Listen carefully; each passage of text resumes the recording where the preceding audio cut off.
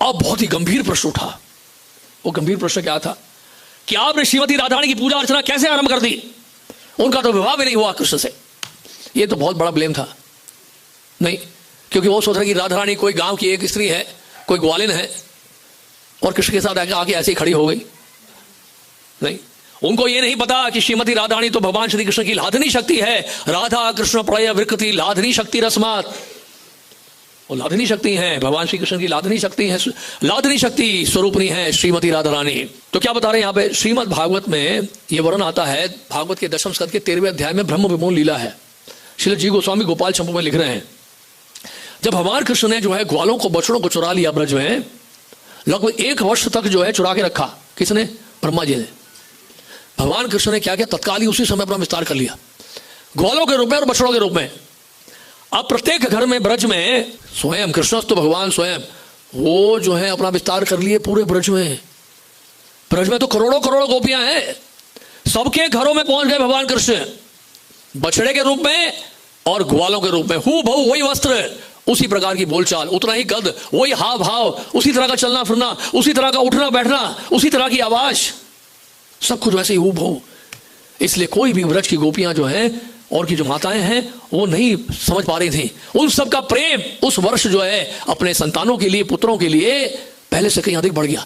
गायों का प्रेम पहले से कहीं अधिक बढ़ गया बछड़ों के लिए, और दूध देने लग गई। माता का जो वात्सल्य प्रेम है और बढ़ गया।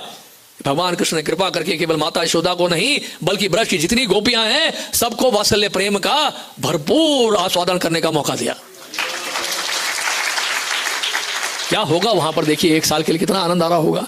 सबके घर में कृष्ण है। आप बड़े ध्यान से सुनिए, गर्गाचार्य क्या कह रहे हैं? गर्गाचार्य का ये वर्ष बड़ा शुभ है अपनी कन्याओं का विवाह करने के लिए। आप अपनी कन्याओं का विवाह करें, ये वर्ष बड़ा शुभ है। क्यों शुभ है भाई? क्योंकि सबके घर में कृष्ण है।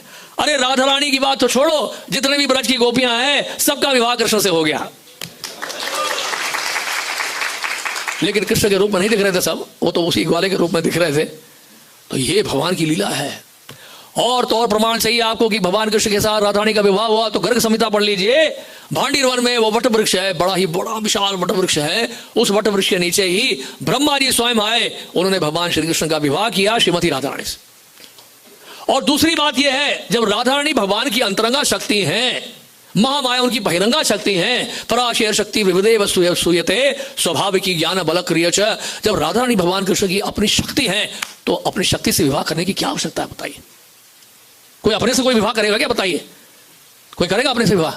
खुद से कोई विवाह करता है क्या? तो वो तो भगवान की अगर शक्ति है तो उनसे तो उनको विवाह करने की आवश्यकता ही नहीं है। लेकिन सांसारिक लोगों को समझाने के लिए कई बार इस प्रकार से भगवान लीला करते हैं, विवाह करके दिखाते हैं, आवश्यकता नहीं है। तो ये जो इस प्रकार का जो आरोप लगाया गया है कि राधा रानी का विवाह नहीं हुआ कृष्ण से, ये बिल्कुल ही निरर्थक है। और उनका श्रीमद् भागवत में कहा दिया है राधा रानी के बारे में बातें कर रहे हैं आप। श्रीमद् भागवत जो है वो तो अमल पुराण है। श्रीमद् भागवतम अमलम पुराणम निगम कल्पतरोर गलितम फलम, उसमें क्या राधा रानी का नाम है? बताइए। तो उन्होंने कहा देखिए प्रत्यक्ष रूप में राधा रानी का नाम भागवत में नहीं दिया है, लेकिन हमारे महान वैष्णव आचार्य, वर्तमान के जो प्रमुख गौड़िया वैष्णव आचार्य हैं, हमारे गुरुदेव श्री विश्वनाथ जी ठाकुर ने भागवत की टीका लिखते हुए सारार दर्शनी में लिखा है, इस श्लोक की व्याख्या करते हुए, अन्य आराधितानूनम भगवान हरिरीश्वरा यन्नो विहाय गोविंदा प्रीतो यम अन्यद्रहा। इस श्लोक में क्या लिखा है? इस विशिष्ट गोपी ने निश्चित ही सर्वशक्तिमान भगवान की पूरी तरह पूजा की होगी, क्योंकि वह उससे इतने प्रसन्न हो गए थे कि उन्होंने हम सबों को छोड़ दिया और उसे एकांत स्थान में ले गए।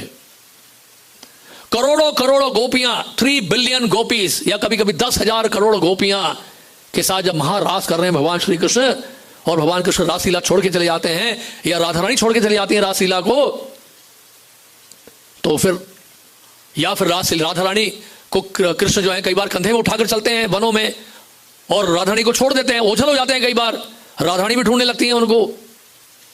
आप समझ रहे हैं? तो ये सब तो जो है भागवत में वर्णन है। तो कहने का मतलब राधा रानी को लेके अलग चले गए, भगवान कृष्ण अलग लेके चले गए। यानी कि राधा रानी अगर रासलीला में नहीं है तो इतनी बड़ी जो विशाल रासलीला हो रही है उसी समय बंद हो जाती है। राधा रानी का इतना महत्व है, समझ रहे हैं आप?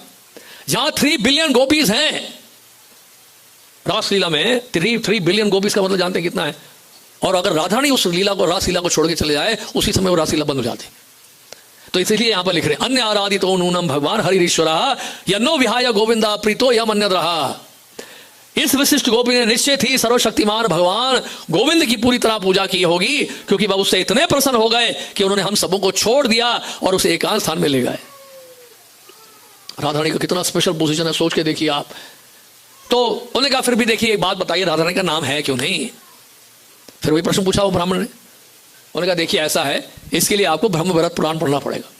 बृहद भागवतामृत में श्रील सनातन गोस्वामी ने भी इसका उल्लेख किया है। तो दो स्थानों से हमें प्रमाण मिलता है, सनातन गोस्वामी का बृहद भागवतामृत और दूसरा है ब्रह्म भरत पुराण। और उसमें लिखा है कि पूछा जा सकता है कि राधा रानी का नाम सुखदेव गोस्वामी ने क्यों नहीं लिया। पहली बात है कि सुखदेव गोस्वामी राधा रानी के सुख हैं। राधा रानी के सुख मतलब तोते हैं, इसमें बताया जा रहा है।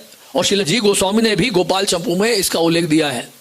वो कहते हैं राधा रानी का अगर नाम लेते सुखदेव गोस्वामी तो भावावेश में चले जाते और कथा नहीं हो पाती। 6 महीने के लिए वो मूर्छित रहते। परीक्षित महाराज के पास केवल एक ही सप्ताह था। अगर वो मूर्छित हो जाते भावावेश में राधा रानी का नाम लेके तो भागवत कथा कैसे होती? परीक्षित महाराज पूरा साम्राज्य त्यागकर सुखदेव गोस्वामी से भागवत का श्रवण करने गंगा जी के तट पर बैठे हैं। महाराज हैं, राजा हैं, सम्राट हैं, उनको भी सम्मान देना है। वो भावावेश में चले गए तो फिर कथा कैसे होगी बताइए? ये था समस्या। तो सुखदेव गोस्वामी ने इसके एक सप्ताह में संपूर्ण भागवत को सुनाया था। तो ब्रह्म भरत पुराण में श्लोक आता है, श्री राधा नाम मंत्रेण मूर्छा सन्मासिकी भवेत न उच्चरे मत स्पष्टम परीक्षित हृत कृण मुनि। ये सुखदेव गोस्वामी राधा रानी के नाम का उच्चारण करते तो तुरंत उनको लीला का स्मरण होता और वे राधा प्रेम में अविष्ट चित हो जाते, उत्तेजित हो जाते और कृष्ण की सेवा में उनकी लीलाओं कार्यकलापों के स्मरण में मग्न हो जाते। इसी कारण से सुखदेव गोस्वामी ने राधा रानी का नाम नहीं लिया। तब जाके शांत हुए वो स्थानीय ब्राह्मण। उन्होंने कहा अच्छा ये तो हमें पता ही नहीं था। पता करिए, जानने का प्रयास करिए, अंधानुकरण मत करिए, आंखें खोल के देखिए शास्त्र में क्या लिखा है, पढ़िए पहले।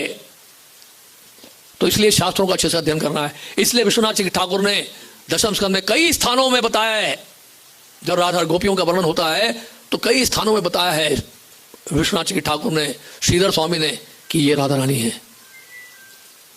तो पूर्ववर्ती आचार्यों की टीकाओं का महत्व इतना है, उनकी दृष्टि से ही हम लोग देख पाएंगे और शास्त्र प्रमाण भी है।